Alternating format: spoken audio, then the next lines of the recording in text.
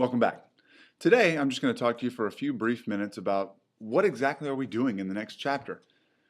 Part of my goal by this video is to inform you about what exactly are trig identities. There's not going to be a note guide to this one, but tomorrow when you come to class, my goal would be that you would be able to answer the question, what is the purpose? And, kind of talk about how we do this when we're talking about mathematical theory.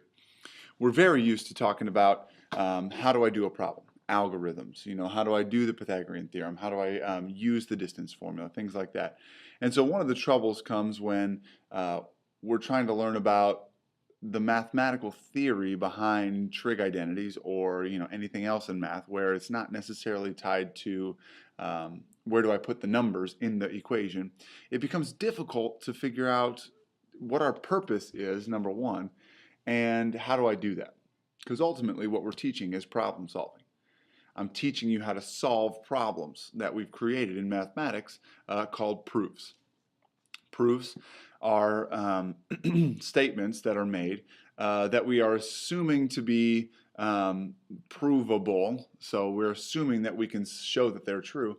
And we're going to use some of the properties of, in this case, trig ratios to try to prove them and to try to show, yeah, what I'm saying is equal is actually equal.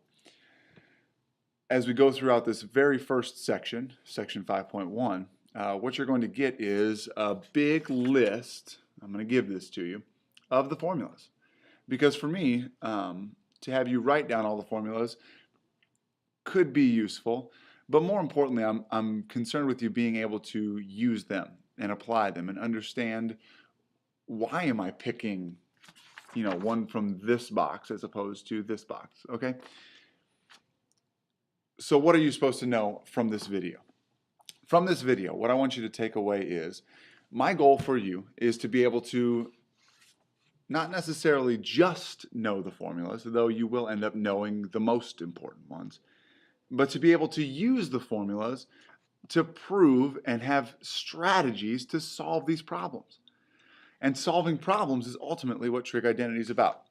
I have to tell you, proving trig identities is one of the most challenging activities that students will do in pre-calculus.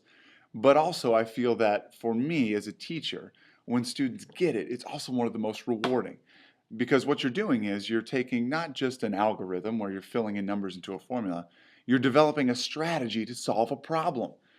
And so for me, the key phrase that I use when we're talking about anything in math that has to do with theory is to trust the process. So for this section and this chapter especially, you need to trust the process. As we go along through it, I'm going to give you a bunch of formulas and I'm going to show you how to use those formulas and give you some strategies to use to help you solve these problems. Ultimately, though, it's going to be your perseverance and your ability to trust the process and understand that from the very beginning, you're not necessarily going to get this 100%. And that's okay. For students that are high achievers like yourselves, sometimes when you don't get it right away, it can be very frustrating. And I get that. I understand it completely. I was the same way. I am the same way. But I need you to understand that I'm here for you. And as we walk through section 5.1, you need to have some perseverance and understand that it's okay not to get this the first time through. And as we work through it, I'm going to give you plenty of time in class to work through 5.1, 5.2, 5.3 section or chapter 5 as a whole.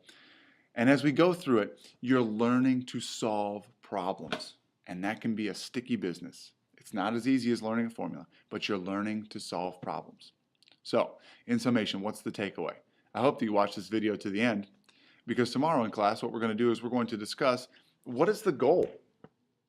The goal is to be able to solve problems using strategies and combinations of strategies that aren't necessarily easy to begin with. You're going to have to mine out, what am I supposed to do in this problem? It may not be clear right away. And ultimately, I want you to take away from this video that you need to have perseverance and trust the process when learning a difficult topic like, proving trig ratios. Because as we do this, I know you can get it. And because I know you can get it, I'm going to hold you accountable to understand it and to work hard toward the end. As always, if you have any questions, please come talk to me.